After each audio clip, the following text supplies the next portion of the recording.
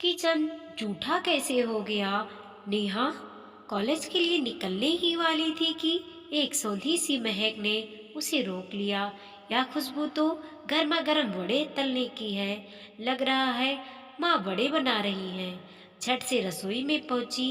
एक बड़े पर उसने तुरंत ही हाथ साफ कर लिया और दो तीन वड़े उसने टिफिन में रख लिए। माँ, मेरी सहेलियों के लिए, निशा को भी तुम्हारे हाथ के बने व्यंजन बहुत पसंद है।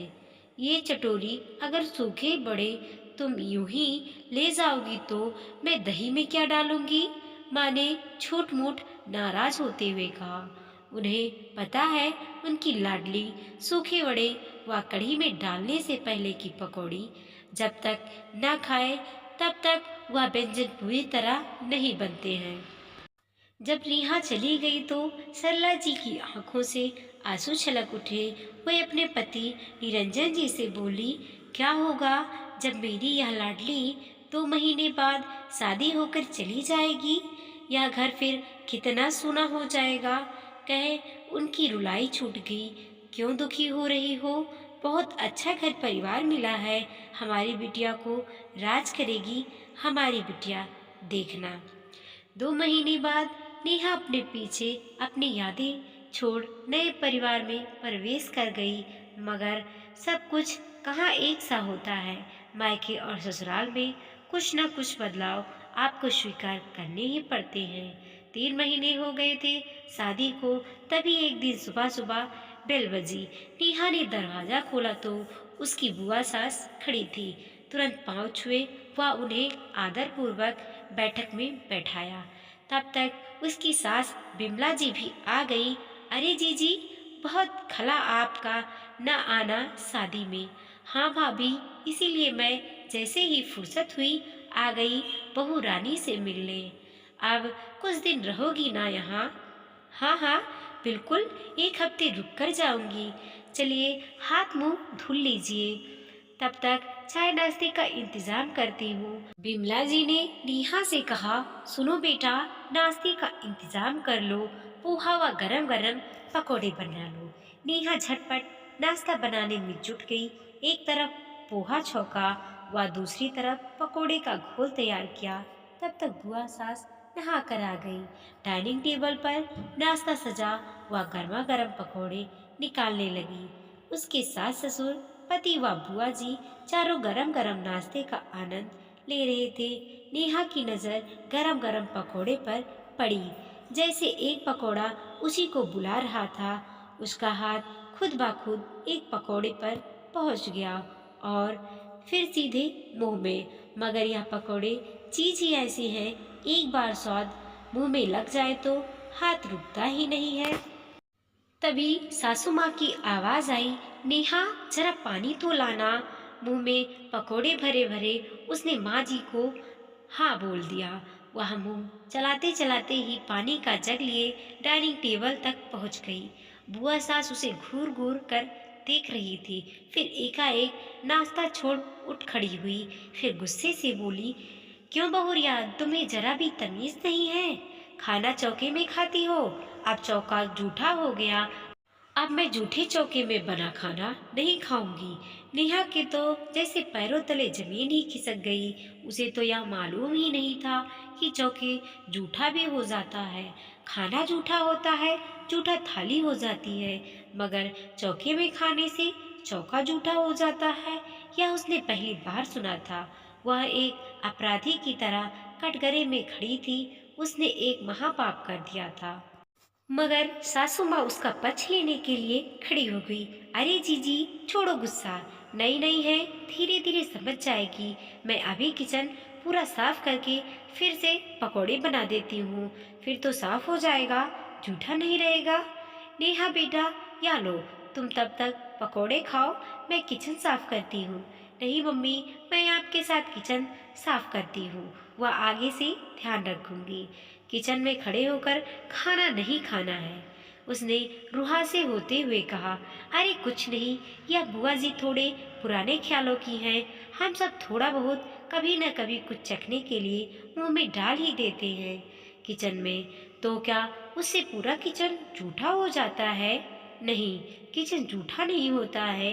नेहा को आज उसे सासू माँ में अपनी माँ का अक्स दिखने लगा और उसे लगा उसकी आगे की जिंदगी बहुत खूबसूरत होने वाली है। माँ तो माँ होती है, चाहे नौकरी पेशा हो या गृहिणी। रिसु अपने सीट से उठ ही रही थी कि चपरासी एक फाइल उसे देते हुए बोला, वर्मा सर ने कंप्लीट करके अभी देने को कहा है। ओह, आज फिर देर हो जाएगी। घड़ी 5:30 दिखा रही थी। शुक्र है क्रेच उसकी सहेली का है, नहीं तो मुश्किल हो जाती। फाइल कंप्लीट करके दी और निकलते निकलते 6:30 हो रहे थे। मैं आपके साथ नहीं आऊँगा, वैभव ने ठुनठुनाते हुए कहा। तभी क्रेच की संचालिका, जो उसकी सहेली है, सुधा ने उसे अपने कैबिन में बुलाया लिया। एक और माता पिता बैठे थे और साथ बैठी थी गोल-मटोल सी बच्ची, जिसके सर पर पट्टी बंधी थी। उसे देखते ही बिफर पड़े। कोई मैनर्स नहीं सिखाया बच्चे को। वर्किंग मदर्स के पास टाइम तो होता नहीं है और बच्चों को खूब जिद्दी बना देती हैं। क्या कहे जा रही हैं आप लोग? मैं समझ नहीं पा रही हूँ, रिसु ने हैरान होते हुए कहा। बीच बचाव करते हुए सुधा ने बोला, ठीक है, आपका क्रोध वाजिब है, पर यह नौकरी पेशा व गृहिणी पर वाद विवाद प्रतियोगिता आयोजित न करें। दोनों ही माँओं के लिए बच्चे एक बड़ी जिम्मेदारी होते हैं। उन्हें शांत करते हुए सुधा बोली, रिसु, वैभव ने आज इस बच्ची को धक्का दे दिया। दीवार से इसे चोट लग गई। आजकल जरा जरा सी बातों पर वैभव कभी कभी धक्का दे देता है, कभी मारपीट करता है। 3 साल के बच्चे में इतना गुस्सा व क्रोध मैंने इससे पहले कभी नहीं देखा। तुम्हें कुछ करना होगा। ओह, आई एम सॉरी। सॉरी आपके बच्चे को बोलना है, ना कि आपको। मैं आप लोगों के लिए क्या कर सकती हूँ?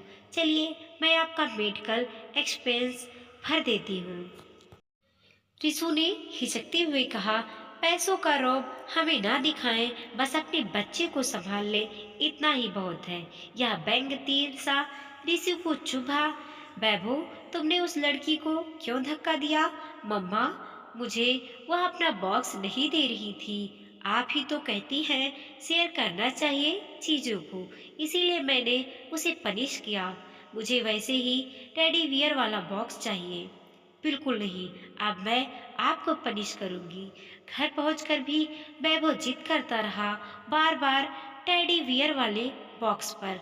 उसकी जैसी सुई अटक गई थी और सुनने का वह आदी नहीं था। आज रिसु ने भी ठान लिया था कि वो जिद पूरा नहीं करेगी। उसके मस्तिष्क पर बार बार वह ताने रिप्ले हो रहा था, टाइम तो होता नहीं, बस जिद्दी बना देती है। और फिर चटाक, चुप हो जाओ, बहुत जिद्दी हो गए हो, कुछ नहीं आएगा तुम्हारे लिए।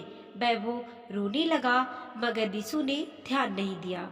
वह अपने कमरे में कपड़े बदलने चली गई।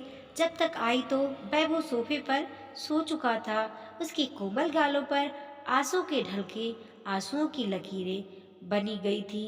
रिसु छोप वह गालिन से घिर गई। उसे बिस्तर पर सुलाया। बेटा बिना खाना खाए सो गया। अब उसका भी मन नहीं कर रहा था खाना खाने का। यहाँ इतनी भाग दौड़ किसके लिए करती हूँ? अपने बच्चे के लिए ना। मन ही मन सोचने लगी। तभी अंतर्मन की आवाज ने टोका, ठहरो, अपने सपने व अपनी आकांक्षाओं की रसीद बच्चे के नाम पर मत फाड़ो। उस मासूम के ऐसो आराम सुविधा भरा जीवन तुम देना चाहती हो, वो मांग नहीं रहा है। तभी फोन बजा। वीडियो कॉल था सुमित का। हाय, कैसी हो? झूठी मुस्कान लानी चाहिए, पर सुमित सब भाप लेते हैं। क्या हुआ मेरी सुपर वुमन को? तुम्हें बहुत मिस कर रही हूँ।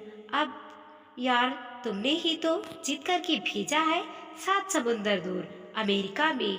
यह कहकर कि ऐसा मौका गंवाना नहीं चाहिए, नहीं तो मैं कहाँ जाने वाला था अपनी जान के बगैर। हल्की मुस्कान चेहरे पर खिल गई। नौटंकी तो कोई तुमसे सीखे। चलो बताओ क्या बात है? सारी बात विस्तार से सुमित को बताकर वह हल्का महसूस कर रही थी। देखो, तुम बहुत बहादुर हो। शांत दिमाग से सोचोगी तो हल भी मिल जाएगा। मैं हर कदम तुम्हारे साथ हूँ। मैं सुपर वुमेन। हाँ, वैभव को मेरा ढेर सारा प्यार देना। Okay, bye.